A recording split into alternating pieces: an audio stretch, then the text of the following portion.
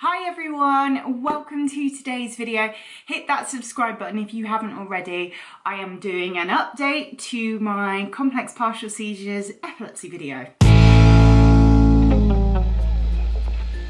So back in 2015, I shared my epilepsy video about my complex partial seizures, how I was later life diagnosed, how I dealt with it, what I felt, what feelings I had when I was going through one and all that sort of thing. And since then I've been, so overwhelmed by how amazing everyone's been and how many people have contacted me globally about their experiences too, and how my video has made people feel comforted in the fact that they're not alone, which is more than I expected from it, because it was just a crappy video I put together really quickly. And yeah, so thank you so much to everybody who's been in touch, left comments. I'm sorry if I've not been able to get back to everybody, but I have read everyone's messages, so thank you so much. Before we get started, I just need to highlight, because I had a lot of emails where it was asking me advice on medication. I'm no epilepsy expert, I'm just someone who's got epilepsy. So do seek advice from your neurologist or your epilepsy nurse or whoever you see, but unfortunately I can't give medical advice. So I thought I'd give you an update on how my epilepsy's changed since then. I don't actually have complex partial seizures, so to speak, anymore.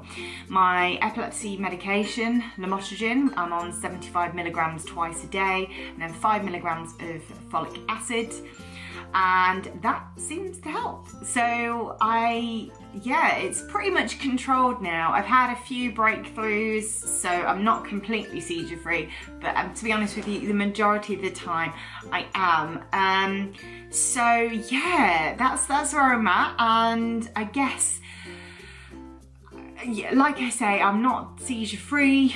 I have sort of weird things that happen, and I don't know if anyone else has had this, but I have a lot of spacey moments. I kind of stare into space. I know we have those moments where everyone sort of like gazes in space. Oh, sorry, what were we talking about? And just kind of that's that. But mine happened for quite a long time, and I'm totally sort of out of it. I've had a few situations when I've been really stressed or I've been anxious, where I've completely forgotten what happened. So over the last sort of 6 months, I'd say, I've had a few incidents where I'd completely blank out. And I did speak to my epilepsy nurse, and we've decided it's fine. It was just a stressful situation, which stress is my biggest trigger. I'd also not been getting a lot of sleep, and I'd missed my medication a couple of times. So there are a few factors what happened, but this one's I laugh about this because I'm like, did that actually happen? I went into McDonald's to order a coffee, ordered my coffee. Don't really know what happened after I ordered my coffee, but I found myself back at my office where I work, and then sat down, ate my lunch, blah blah blah. Friend came over and said, "Oh, do you want a cup of coffee?" And I was like, yeah. Hang on. Did I go into McDonald's and get a coffee? And I have no idea why, but apparently, obviously, I must have just walked straight out. I don't remember the walk back to the office, but apparently it happened. So my poor little coffee never fulfilled its destiny. Didn't drink that coffee. There was a few times where I'd go to the toilet and not realise I'd actually been to the toilet. It was, I have very spacey moments, but I don't have those fearful epilepsy seizures like I used to. So I'll take my spacey moments and my memory blanks for that over that any day, and I'm sure many of you would agree that you'd rather do that than have a seizure. So yeah, that's where I'm at. I do find a lot of things will trigger seizures or trigger spacey moments, memory blanks, like lack of sleep, not taking my medication on time. Sometimes I've actually missed my medication by mistake.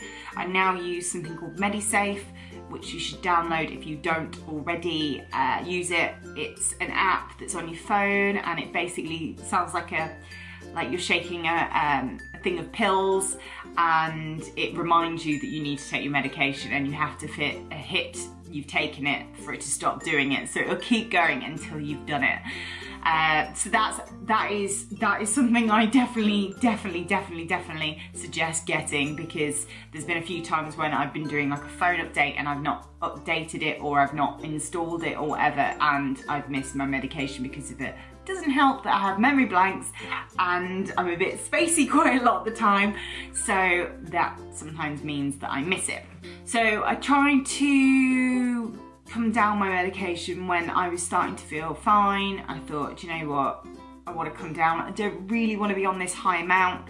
Tried it, didn't work. I got lost in Tesco once and my husband spotted that I was totally out of it. I was like, where the hell am I? We're like, we're in Tesco. So apparently that happened. Those sorts of things happen quite a bit, but you know, it is what it is. I'd rather have that than have a full-blown complex partial seizure. So yeah, that's where it's at really. More like, it's fine, it's still there, but it's not. I have got a dog here, I don't know if anyone can see it, I'm not just stroking my leg. There is a dog curled up in my lap. So that's happened actually, that's the point. So since 2015 I got married and I got a dog. Yay! So nice positive sort of things have happened since 2015, and like I say, it's given me a lot of confidence to talk about my epilepsy, because of you guys being so positive about my other videos and just chatting about complex partial seizures more than anything, and partial seizures, because I think a lot of people automatically assume when you say epilepsy you're gonna have a fit, and we know that's not the case. But it makes our job hard, because you explain it and you say, yeah, I don't have a fit, I just got a bit blank, and they just think, oh, okay, that's that, when actually we know it's far more than that. And I think a lot of the time people have sort of forgotten that I constantly have to deal with it on a daily basis. So like, as healthy humans, we need to eat well, and we need to sleep well, and we need to get some exercise. And I feel for someone with epilepsy, with complex partial seizures, is my own personal opinion, I feel that those three things need to be up here and a top priority, because if we don't have an even balance between all three, it affects us. So for example, I do a lot of travel now, and just to point out, I would never have travelled solo before,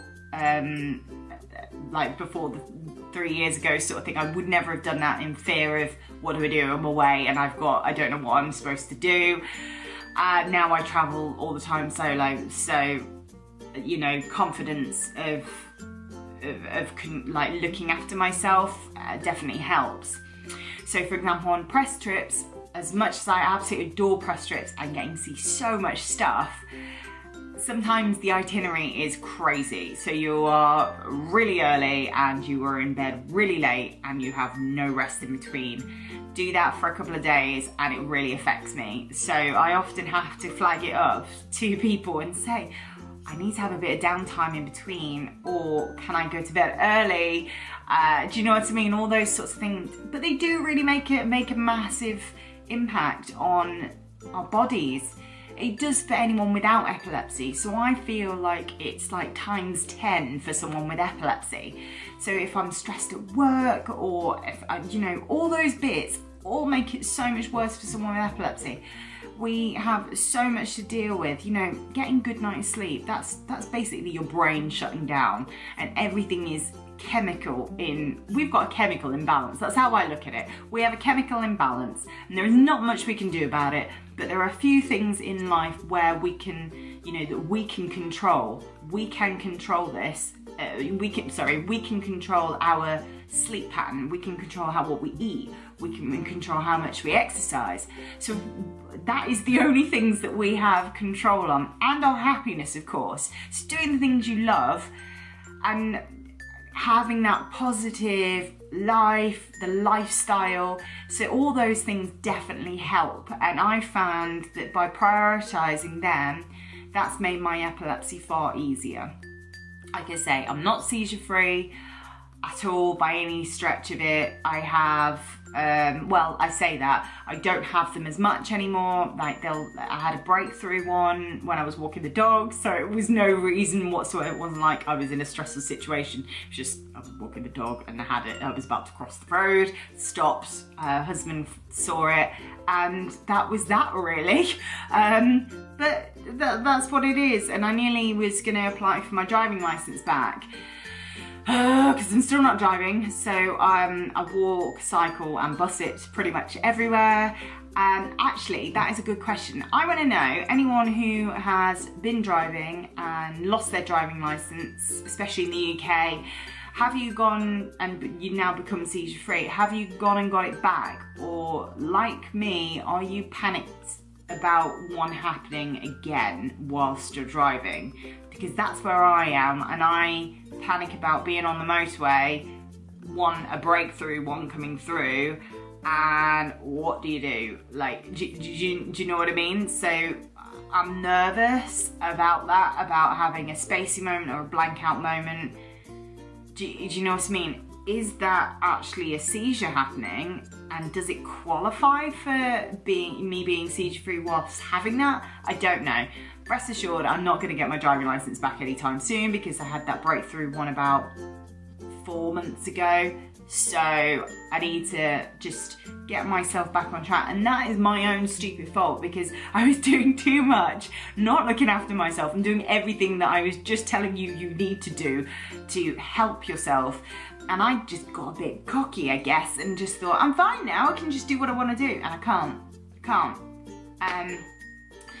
So yeah, I find that people don't necessarily understand it still. That has not changed one little bit. Don't know if anyone else has. People seem to think because we look fine, we are fine. We're not fine. Stupid people. But yeah, I think it's just about what we can do as people with epilepsy and these partial seizures is talk about it.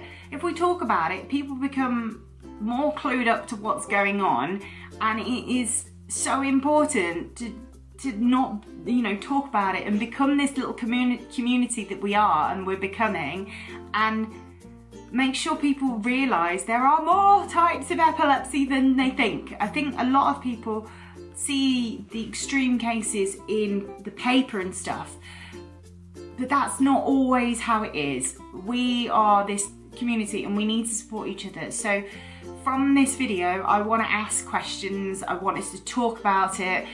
Ask me what do you want me to talk about? I'm no expert and I'm no medical professional, so I can't talk about medication and what you're on. But how are you getting on?